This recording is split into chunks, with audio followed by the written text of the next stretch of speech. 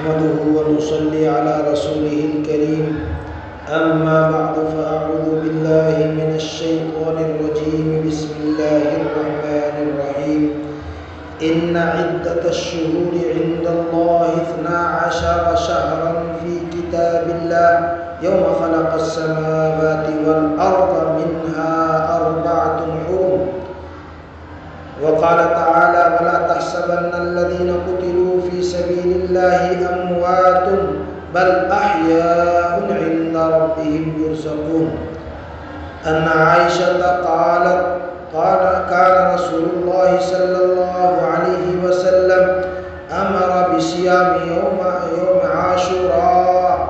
فلما فرض رمضان كان من شاء صام ومن شاء أفطر رواہ البخاری۔ برادران اسلام، قرآن پاک کے فرمان کے مطابق سال میں 12 مہینے ہوتے ہیں، جن میں 4 مہینے رمضان المبارک کے علاوہ بڑی عظمت کے حامل ہیں۔ ان کی عظمت و حرمت دونوں جہان کے پیدا کرنے والے، کائنات کے بنانے والے نے کائنات بناتے وقت ہی لکھ دیا تھا اور فرمایا منہا 4 حرم۔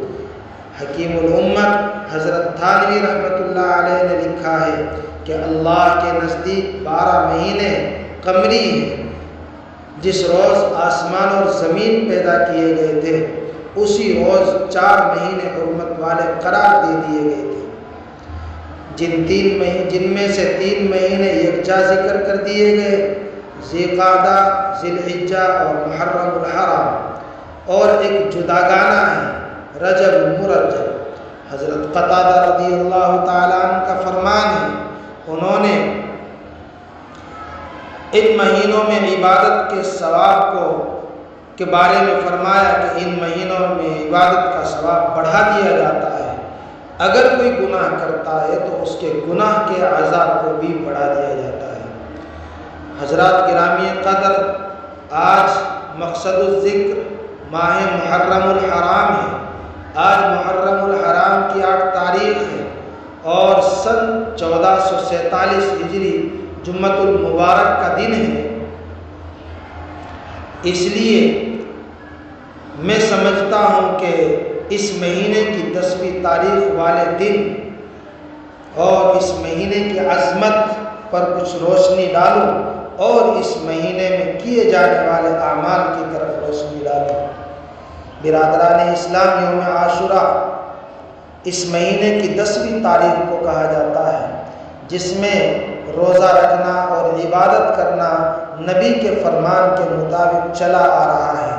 نبی صلی اللہ علیہ وسلم نے، آپ کے صحابہ نے اس دن میں روزہ رکھا، لیکن کچھ لوگ ناواقفیت کی وجہ سے یہ گمان کرتے ہیں کہ اس مہینہ یعنی محرم الحرام میں اور اس کے یوم عاشوراء میں جو فضیلت حاصل ہے وہ شیر خدا خلیفہ چہارم داماد نبی سیدنا حضرت علی المرتضیٰ رضی اللہ تعالیٰ کے لخت جگر و نواسہ رسول شہید کربلا سیدنا حضرت حسین رضی اللہ تعالیٰ کی شہادت کی وجہ سے ہے۔ اسی خیال کی بنیاد پر مسلمانوں کا ایک بڑا طبقہ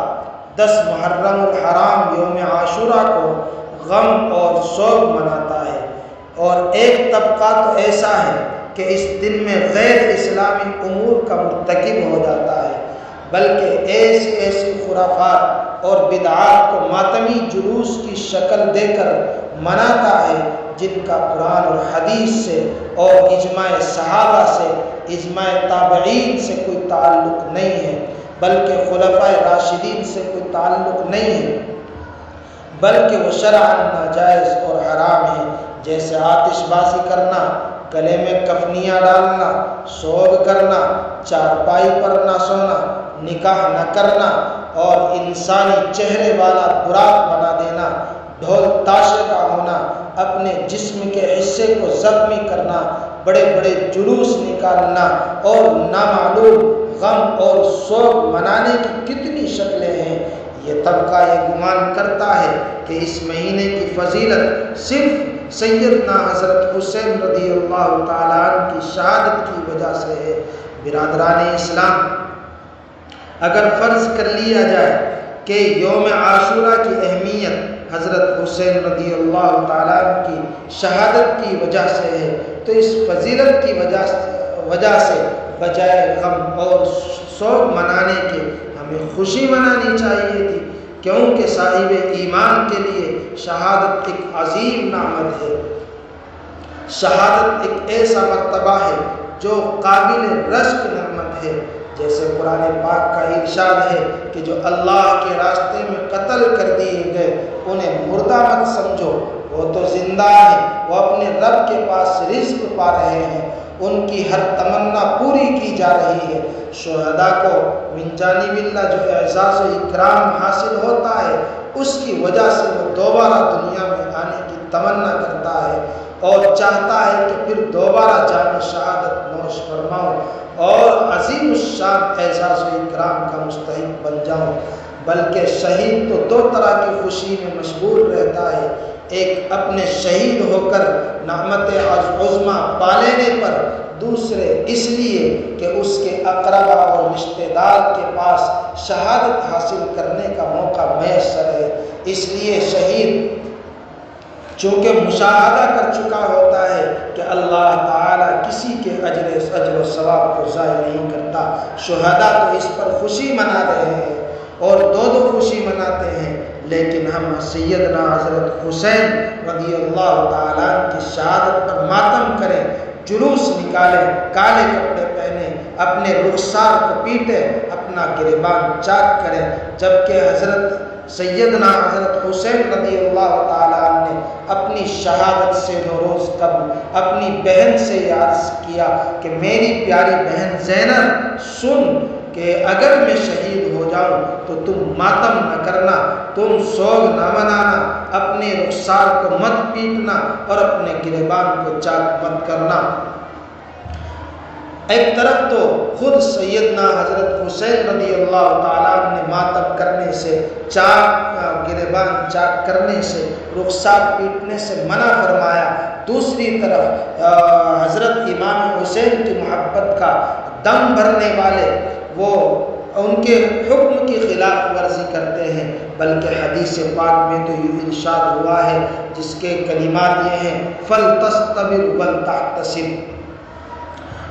حدیث پاک مکمل یوں ہے وَلِلَّهِ مَا أَخَذَ وَلَهُ مَا أَعْطَى وَكُلُّ شَيْءٍ عِنْدَهُ إِلَى أَجَلٍ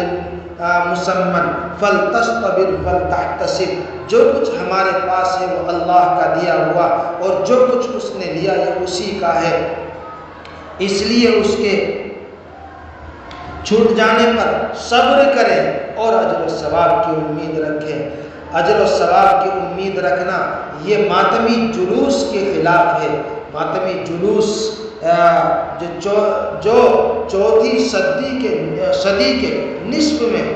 معیز الدولہ نے ایجاد کیا، جو شیعہ ذہنیت تھا۔ شیعہ کی مستند کتاب منتہی الامانی جلد نمبر 1 صفحہ 435 پر لکھا ہے، مؤرخین نے وہاں یوں لکھا ہے کہ 352 ہجری میں عاشورہ کے دن معیز الدولہ دیلمی نے اہل بغداد کو امام حسین پر نوحہ کرنے، چہرہ پیٹنے اور ماتم کرنے کا حکم دیا، اور یہ بھی کہا کہ حضرت حسین کے شہادت پر ہم ماتم کریں، کالے کپڑے پہنیں، دکانیں بند رکھی جائیں، بازار بند رکھے جائیں، جبکہ حضرت امام حسین نے اپنی بہن سے فرمایا تھا میری پیاری بہن زینب اگر میں شہید ہو گیا تو اپنا گریبان چاک نہ کرنا اور اپنے رخسار مت پیٹنا۔ دیکھیے ایک طرف یہ فرمان ہے، دوسری طرف وہاں ماتم کیے جاتے ہیں، اور یاد رکھیے حضرت سیدنا حضرت امام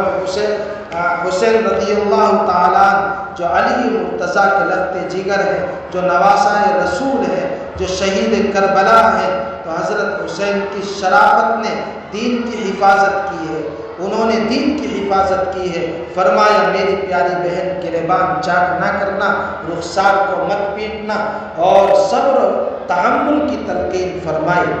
چونکہ حضرت امام حسین جس وقت کوفہ تشریف لے گئے وہ خود نہیں گئے تھے، ان کو بلایا گیا تھا۔ وہ تو پاکیزہ نفوس اگر بد دعا بھی کر دیتا تو حالات کچھ اور ہو جاتے، چونکہ ان کی خدمت میں فرشتوں کی فوجیں موجود تھی۔ اے آل رسول جنگ کی غرض سے نہیں آئے تھے، ان کا مقصد تو ملت اسلامیہ کو استقامت کا درس دینا تھا۔ انہیں تو دنیا و آخرت کی سرداری مکے میں بھی میسر تھی۔ وہ تو جنتی نوجوانوں کے سردار ہیں، وہ تو محبوب رب العالمین کے کندھوں کی سواری کر چکے تھے، وہ تو شہزادہ علی حیدر ہیں، انہیں خلافت کی خواہش کہاں ہو سکتی ہے؟ وہ تو گوشہ نسی صحابی رسول تھے، ان سے زیادہ عابد اور زاہد کوفہ والوں میں کون ہو سکتا ہے؟ وہ خود کوفہ نہیں آئے تھے، انہیں تو کوفہ والوں نے بے شمار خطوط لکھ کر بلایا تھا، رسول کا واسطہ دے دے کر بلایا تھا، سفر کرنے پر مجبور کیا گیا تھا۔ جب اہل مکہ کو آپ کے ارادے کا علم ہوا تو حضرت عبداللہ ابن عباس، حضرت عبداللہ ابن زبیر نے اور دوسرے مکے والوں نے آپ کو روکا تھا اور نواسہ نبی کو اپنے سے جدا کرنا نہیں چاہتے تھے، اور وہ اس بات کو بھانپ چکے تھے کہ وہاں سیدنا حضرت عثمان غنی رضی اللہ تعالیٰ عنہ کے قاتل بھی موجود ہیں، اس لیے نہیں چاہتے تھے کہ حضرت حسین رضی اللہ تعالیٰ عنہ وہاں تشریف لے جائے، خدا نہ خواستہ ان کے ساتھ بھی وہی ہو جائے۔ لیکن جب آپ نے ارادہ کر لیا، جانا طے کر لیا، تو آپ کو یوں کہا گیا کہ خدا کے لیے اہل خانہ کو نہ لے جائے۔ اسی لیے سیدنا حضرت حسین رضی اللہ تعالیٰ عنہ نے شہید کربلا نے مسلم بن عقیل کو حالات کی تحقیق کے لیے بھیجا تھا، جن کی تصدیق پر یہاں کے باشندے انہوں نے فرمایا کہ یہاں کے باشندے آپ کی آمد کے لیے بے چین ہیں اور آپ کی آمد کے منتظر ہیں، اور وہ بہت احترام کر رہے ہیں۔ اسی لیے حضرت حسین رضی اللہ تعالیٰ نے جانے کا ارادہ کیا، اور مطمئن ہو کر اہل خانہ کو بھی ساتھ لے گئے تھے۔ سب جانتے ہیں کہ ان کو لڑائی اور جنگ کا اندازہ بھی نہیں تھا، لیکن ان کے ساتھ جو ہوا، کوفے میں یزید کا لشکر دیکھا، وہ سامنے کھڑا ہے۔ حضرت حسین رضی اللہ تعالیٰ نے ان سے کہا کہ ہم سے کیا لینا چاہتے ہو؟ ہمیں تو بلایا گیا تھا، ہم خود نہیں آئے۔ تو میرے پیارے دوستوں، میرے برادران اسلام، یاد رکھیے کہ یہ دن ماتم کرنے کا نہیں، سوگ منانے کا نہیں، بلکہ یہ مہینہ جس دن اللہ نے آسمان اور زمین کو پیدا کیا تھا، اسی دن سے اس مہینے کی یوم عاشوراء کی فضیلت ہے۔ حضرت آدم کو اسی مہینے میں پیدا فرمایا گیا۔ اہل علم اس بات سے بخوبی واقف ہیں۔ اس دن کی فضیلت واقعہ کربلا سے پہلے، حضور صلی اللہ علیہ وسلم کے زمانے سے بھی پہلے، اور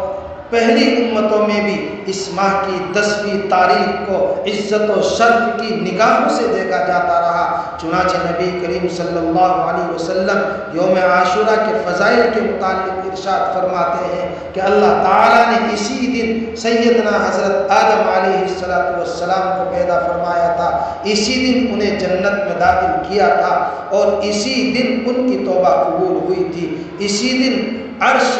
قلم، کرسی، زمین، آسمان، چاند، سورج اور ستارے پیدا کیے گئے تھے، اور اسی دن سیدنا حضرت ابراہیم علیہ السلام کو پیدا کیا گیا تھا، اسی دن انہیں خلیل اللہ بنایا گیا تھا، اسی دن حضرت اسماعیل ذبیح اللہ کی پیدائش ہوئی تھی، اسی دن انہیں ہدایت سے نوازا گیا تھا، اسی دن انہیں آتش نمرود سے نجات ملی تھی، اور اسی دن موسیٰ کلیم اللہ کو فرعون کے ظلم و تشدد سے نجات ملی تھی، اور فرعون کو ان کی ذریت سمیت غرق کر دیا گیا تھا۔ اسی دن حضرت موسیٰ پر تورات نازل فرمائی فرمائی گئی تھی۔ اسی دن حضرت ادریس علیہ السلام کو آسمانوں پر اٹھایا گیا تھا۔ اسی دن حضرت عیسیٰ علیہ السلام کی پیدائش ہوئی اور اسی دن آپ کو آسمانوں پر اٹھایا گیا۔ اسی دن حضرت یونس علیہ السلام مچھلی کے پیٹ سے نکالے گئے۔ اسی دن ان کی قوم کی توبہ کو قبول کیا گیا تھا اور ان کے اوپر سے عذاب ڈال دیا گیا تھا، اور اسی دن حضرت یعقوب علیہ السلام کی بینائی لوٹا دی گئی تھی۔ یہی وہ دن تھا کہ حضرت یوسف علیہ السلام کو گہرے کنویں سے نکالا گیا تھا۔ اسی دن انہیں قید خانے سے رہا کیا گیا تھا۔ مصر کی حکومت اسی دن دی گئی تھی۔ یہ وہ دن ہے کہ جس میں حضرت سلیمان علیہ السلام کو پوری دنیا کی بادشاہت عطا کی گئی تھی، اور اسی دن حضرت ایوب علیہ السلام کی آزمائش پوری کی گئی تھی اور انہیں بیماری اور تکلیف سے شفا عطا کی گئی تھی۔ یہی وہ دن تھا کہ جس میں سید المرسلین خاتم النبیین صلی اللہ علیہ وسلم نے حضرت خدیجہ الکبریٰ رضی اللہ تعالیٰ عنہ سے نکاح فرمایا تھا۔ میرے پیارے دوستو، یہ وہ دن ہے کہ جس کی فضیلت اور جس کی عظمت روز اول سے چلی آ رہی ہے۔ حضرت امام حسین، حضرت نواسہ رسول اور علی المرتضیٰ کے لخت جگر کی شہادت اور ان کے خاندان والوں کی شہادت کی وجہ سے نہیں تھی۔ اور اگر یہی بات ہے کہ حضرت حسین رضی اللہ تعالیٰ عنہ کی شہادت پر، نواسہ رسول کی شہادت پر ماتم صحیح ہے، تو حضرت حسین کے والد محترم، داماد رسول، شیر خدا علی مرتضیٰ کی شہادت پر بھی تو ماتم ہونا چاہیے۔ فاروق اعظم کو یکم محرم الحرام کو شہید کیا گیا تھا، تو یکم محرم الحرام کو بھی ماتم ہونا چاہیے۔ سیدہ رقیہ رضی اللہ تعالی عنہا جو نبی کریم صلی اللہ علیہ وسلم کی بیٹی ہے، ان کے شوہر داماد رسول صلی اللہ علیہ وسلم یعنی حضرت عثمان غنی کی شہادت پر بھی تو ماتم ہونا چاہیے اور شوق منانا چاہیے۔ عم رسول حضرت حمزہ رضی اللہ تعالیٰ عنہ جو حضور صلی اللہ علیہ وسلم کے چچا ہوتے ہیں اور بہت مہربان چچا ہیں، بڑے دلیر ہیں اور اسلامی تاریخ میں ان کا بڑا مقام ہے، وہ بھی تو مستحق ہے کہ ان کی شہادت پر ماتم اور تعزیہ داری کی رسم ہو۔ لیکن ظاہر ہے اسلام کے بڑے بڑے سپوت ظلماً قتل کر دیے گئے، کسی کی شہادت پر بھی ماتم نہیں کیا گیا، اور خود حضرت حسین رضی اللہ تعالیٰ جس ماتم سے منع فرمائیں اسی کا ارتکاب کیا جائے کیا، اور پھر اسے رکن عبادت سمجھ کر کیا جائے، کیا یہ جائز ہو سکتا ہے؟ بالکل نہیں، بالکل نہیں۔ میرے عزیز دوستو اور میرے غیور مسلمانوں، سمجھو اور خوب سمجھو، برادران اسلام، سن 1984 15 اکتوبر میں ایران کے صدر مامنہ لی کا بیان شائع ہوا۔ یہاں پر اسے نقل کر دینا مناسب سمجھتا ہوں۔ ایران کے صدر مامنہ لی کا یہ بیان اس طرح صادر ہوا۔ انہوں نے فرمایا کہ یوم عاشوراء پر امام حسین کی یاد تازہ کرنے کے مروجہ طریقے یکسر غلط اور غیر اسلامی ہیں، اور ایک اخبار کی رپورٹ کے مطابق ایران کے صدر سربراہ مملکت نے نماز جمعہ کے اجتماع سے خطاب کرتے ہوئے مزید کہا کہ یہ طریقہ نمود و نمائش پر مبنی اور اسلامی اصولوں کے منافی ہے۔ فضول خرچی، اسراف ہمیں امام حسین کے راستے سے دور کر دیتا ہے۔ انہوں نے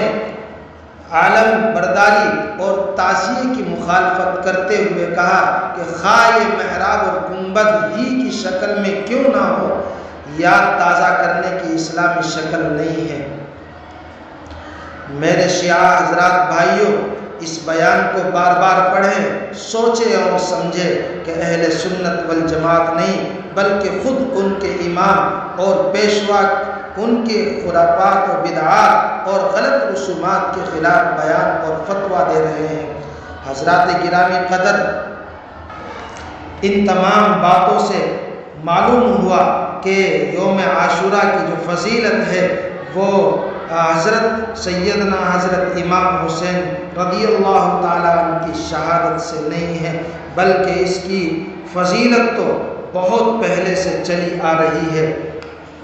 اسی لیے اگر ہم یہ کام کرتے ہیں، ہم تابوت بنا کر اسے پوجتے ہیں اور تعظیم کو سجدہ کرتے ہیں، تو سنو، بنے ہیں پوجنے کو خوب پتھر، بنے ہیں پوجنے کو خوب پتھر،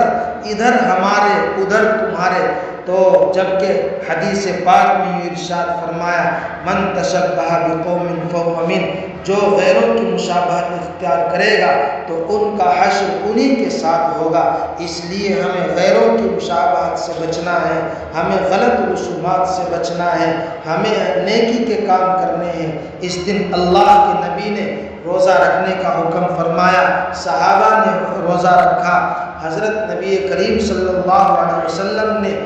جب مدینہ تشریف لائے ہجرت فرما کر، یہودیوں سے پوچھا کہ آپ اس دن میں روزہ کیوں رکھتے ہو؟ تو یہودیوں نے بتایا کہ ہمارے نبی اور ہمارے رسول موسیٰ علیہ السلام کو فرعون کے عذاب سے، اس کی پکڑ سے اسی دن نجات ملی تھی اور فرعون کے لشکر کو غرق کر دیا تھا، اس لیے ہم خوشی مناتے ہیں اور روزہ رکھتے ہیں۔ اللہ کے نبی نے اس پر ارشاد فرمایا صحابہ سے کہ ہم زیادہ لائق ہیں کہ اپنے نبی موسیٰ علیہ السلام کی یاد پر روزہ رکھیں۔ تو جب تک رمضان المبارک کے روزے فرض نہیں کیے گئے تھے، اس وقت یہ روزہ فرض تھا۔ جب رمضان المبارک کے روزے فرض کر دیے گئے تو اس سے فرضیت مسلوب ہو گئی۔ میرے برادران اسلام، یاد رکھیں کہ اس دن جو اپنے اہل خانہ پر خرچ کرتا ہے، اپنے بیوی بچوں پر خرچ کرتا ہے، اس کے رزق میں کشادگی کر دی جاتی ہے۔ اور اللہ کے نبی نے 10 تاریخ کو روزہ رکھنے کا حکم فرمایا اور فرمایا کہ غیروں کی مشابہت سے ہمیں بچنا ضروری ہے، اس لیے یوں فرمایا کہ ہم 9ویں اور 10ویں تاریخ کا روزہ رکھا کریں۔ لہٰذا میں اپنے تمام مسلمان بھائیوں سے دست بستہ گزارش کرتا ہوں کہ ہر خرافات سے بچیں، ایسے پوسٹ سے بچیں جو ہمیں خرافات میں شامل کر دیتی ہو، ایسے جلوس میں نہ جائیں اور ہم عبادت کرتے رہیں، اللہ سے مانگتے رہیں، اس دن کی اسی طرح عظمت سمجھیں جس طرح اللہ نے روز اول سے اس کی عظمت کی ہے، بیان کی ہے۔ وآخر دعوانا ان الحمد للہ رب العالمین۔ السلام علیکم ورحمۃ اللہ وبرکاتہ۔